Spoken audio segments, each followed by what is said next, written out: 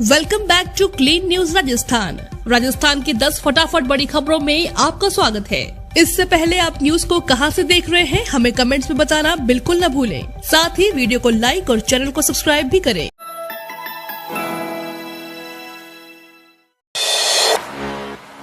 Rajasthan constable भर्ती परीक्षा केंद्रों के लिए अभ्यर्थी होंगे रवाना। राजस्थान पुलिस कांस्टेबल भर्ती परीक्षा 13 मई से 16 मई तक होने जा रही है। परीक्षा में 18.86 लाख परीक्षार्थियों के आने की संभावना है। गुरुवार से परीक्षार्थी अपने गंतव्य से परीक्षा केंद्र के लिए रवाना होंगे। इसके लिए रोडवेज प्रशासन की ओर से परीक्षा के एक दिन पहले और परीक्षा के एक दिन बाद तक परीक्षार्थियों के लिए सुविधा मिलेगी। राजस्थान पुलिस कांस्टेबल भर्ती परीक्षा के लिए बसों की तैयारियां पूरी कर ली गयी है। रोडवेज मुख्यालय EDT संजय पांडे ने प्रदेश भर के सभी 52 डिपो के मुख्य प्रबंधक से बात कर आवश्यक दिशा निर्देश दिए। सभी डिपो मुख्य प्रबंधकों को 3200 बसों की सहायता से परीक्षार्थियों को गंतव्य से परीक्षा केंद्र लाने के लिए परीक्षा केंद्र लाने ले जाने के लिए अलर्ट किया। परीक्षा के एक दिन पहले और एक दिन बाद तक के लिए निःशुल्क बस सेवा उपलब्ध कराने के निर्देश दिए हैं। प्रशासन के निर्देशानुसार बसों के संचालन करने के लिए भी निर्देशित किया गया है। मुख्यमंत्री बजट घोषणा में प्रतियोगी परीक्षाओं को प्रदेश सीमा में निःशुल्क बस सेवा उपलब्ध की पालना में बस सेवा की जा रही है। रोडवेज प्रशासन ने प्रदेश के सभी रोडवेज अधिकारी और कर्मचारियों को छुट्टियां निरस्त करने के निर्देशित किया है। आपातकालीन स्थिति में ही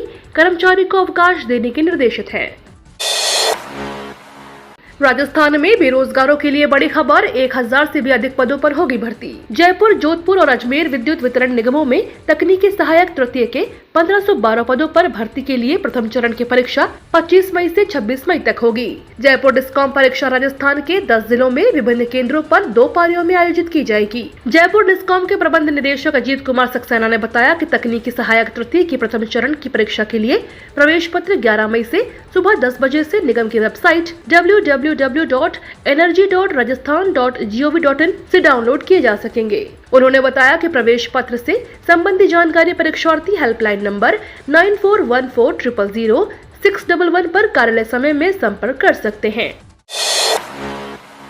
इंडिया पोस्ट पेमेंट बैंक ने ग्रामीण डाक सेवक के 650 पदों पर निकाली भर्ती। इंडिया पोस्ट पेमेंट बैंक ने ग्रामीण डाक सेवक पदों पर भर्ती निकाली है। इसके माध्यम से बैंक के देश भर की शाखाओं में खाली पद भरे जाएंगे। उम्मीदवार इन पदों के लिए ऑनलाइन आवेदन जमा कर सकते हैं। इसके लिए उन्हें ऑफिशियल वेबसाइट IPPBonline.com पर विजिट करना होगा। वही भर्ती के लिए आवेदन की लास्ट डेट 20 मई 2022 रहेगी।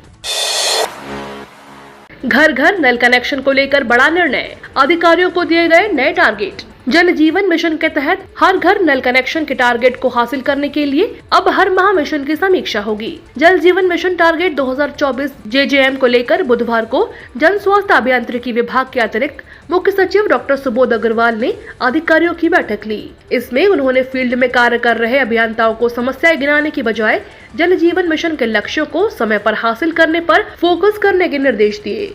साथ ही कहा कि जिन कार्यों के वर्क ऑर्डर हो चुके हैं उनमें तेजी लाई जाए। उन्होंने घर घर नल से जल पहुंचाने के इस मिशन के सभी काम मार्च 2024 से पहले ही पूरे करने को कहा। उन्होंने मुख्य अभियंता JJM को निर्देशित दिए कि समस्याओं को प्राथमिकता से हल करें ताकि फील्ड में मौजूद अधिकारी मिशन के कार्यों को गति दे सके। उन्होंने अधीक्षण अभियंताओं से जिलेवार समस्याओं के बारे में भी जानकारी ली। राजस्थान में 50 डिग्री तक जाएगा पारा। राजस्थान में गर्मी का रौद्र रूप देखने को मिल रहा है। मई से पहले सप्ताह में ही गर्मी ने अपने तेवर दिखा दिए हैं। पूरा राजस्थान तंदूर सा तप रहा है। पिछले सालों में मई महीने में राजस्थान में शुरू और फलौदी का तापमान 50 डिग्री सेल्सियस का रिकॉर्ड भी तोड़ चुका है।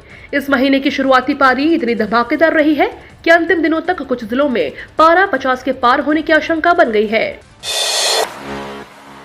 ताजमहल पर जयपुर रॉयल फैमिली ने किया दावा।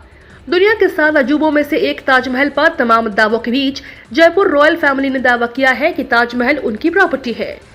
रॉयल फैमिली की सदस्य और भाजपा सांसद दिया कुमारी ने कहा कि उस जगह पर हमारा महल था। यह अच्छी बात है कि किसी ने ताजमहल के दरवाजे खोलने को लेकर अपील की है।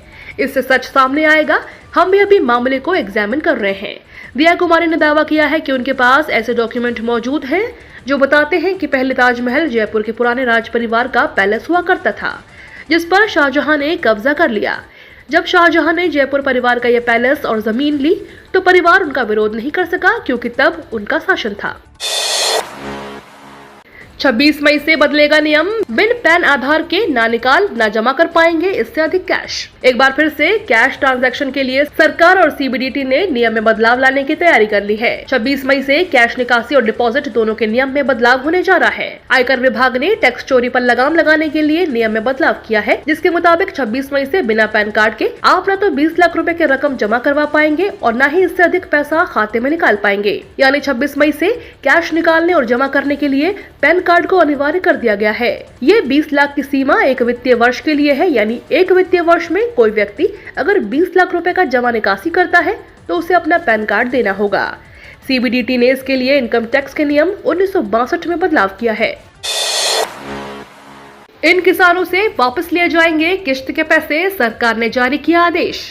देश में आर्थिक रूप से कमजोर किसानों को प्रधानमंत्री किसान सम्मान निधि योजना के तहत हर साल 6,000 रुपए की आर्थिक सहायता दी जा रही है। वहीं देश के कई किसान ऐसे भी हैं जो अपात्र होने के बाद भी पीएम किसान सम्मान निधि योजना का लाभ उठा रहे हैं। इसी कड़ी में 3,15,010 किसानों को चिन्हित किया गया है जो गलत ढंग से इस योजना का लाभ उठा रहे हैं। प्रदेश के इस कथित लाभार्थी किसानों से किश्त के पैसों की वसूली की जाएगी। इसके अलावा जिन अपात्र किसानों ने अब तक पीएम किसान योजना की किश्त का लाभ उठाया है वह खुद भी पीएम किसान की आधिकारिक वेबसाइट पर विजिट करके धनराशि को लौटा सकते हैं। मुख्य सचिव दुर्गा शंकर मिश्रा ने जिलाधिकारियों को निर्देशित करते हुए कहा कि अपात्र किसानों की समीक्षा करके उनसे वसूली की जाए और वसूल किए गए पैसों को केंद्र सरकार के खाते में जमा किए जाए। कांग्रेस के चिंतन शिविर को लेकर सचिन पायलट का बड़ा बयान। सचिन पायलट ने कहा कि भाजपा को अपने 8 साल के कार्यकाल का लेखा जोखा बताना चाहिए और उसी के आधार पर आगे राजनीति करनी चाहिए। लेकिन इन 8 सालों में अर्थव्यवस्था का बुरा हाल है। कल कारखाने बंद हो चुके हैं, गैस का सिलेंडर 1000 रुपए के पार पहुंच गया है, खाद्य सामग्री के दाम दुगने हो गए हैं। बावजूद इसके केंद्र सरकार अभी भी पूर्व की सरकारों को कोसने में लगी हुई है। इसलिए कांग्रेस पार्टी आमजन की आवाज बंद कर सड़कों पर उतरेगी। सचिन पायलट ने कहा कि चिंतन शिविर बुलाए जाने का फैसला कांग्रेस अध्यक्ष सोनिया गांधी ने बहुत सोच समझ कर लिया है, क्योंकि इस साल 2 राज्यों के चुनाव में और आने वाले सालों में कई राज्यों के चुनाव के साथ ही 2024 में लोकसभा का चुनाव है। इसी के लिए पार्टी का ब्लूप्रिंट तैयार होगा और पार्टी को किस प्रकार से काम करना है इस पर भी मंथन होगा। पायलट ने कहा कि भाजपा को स्पष्ट बहुमत मिलने के बावजूद वह सरकार चलाने में पूरी तरह से असफल रही है। वहीं कांग्रेस पार्टी विपक्ष की भूमिका मजबूती के साथ निभाने की, संगठन को मजबूत करने पर भी काम करेगी। उन्होंने कहा कि कांग्रेस चिंतन शिविर में जिन 400 लोगों को बुलाया गया है उनमें से आधे लोग 40 साल से कम उम्र के हैं। शिविर के बाद संगठनात्मक गतिविधियां तेज की जाएगी। मोदी सरकार के 8 साल रिपोर्ट टू नेशन बुकलेट के जरिए सरकार के कामकाज का हिसाब देगी बीजेपी। बीजेपी ने मोदी सरकार के 8 साल सेवा सुशासन और गरीब कल्याण के तौर पर मनाने का फैसला लिया है। प्रधानमंत्री मोदी का 30 मई को 8 साल का कार्यकाल पूरा हो रहा है। बीजेपी के राष्ट्रीय अध्यक्ष ने इस मौके को बड़े आयोजन के तौर पर मनाने का फैसला लिया है। कई दौर की बैठकों के बाद राष्ट्रीय अध्यक्ष ने इस मौके को सेवा सुशासन और गरीब कल्याण के तौर पर मनाने का फैसला लिया है। इसके लिए 26 पन्ने का विस्तृत कार्य योजना यानी कार्यक्रम की योजना तैयार की गई है।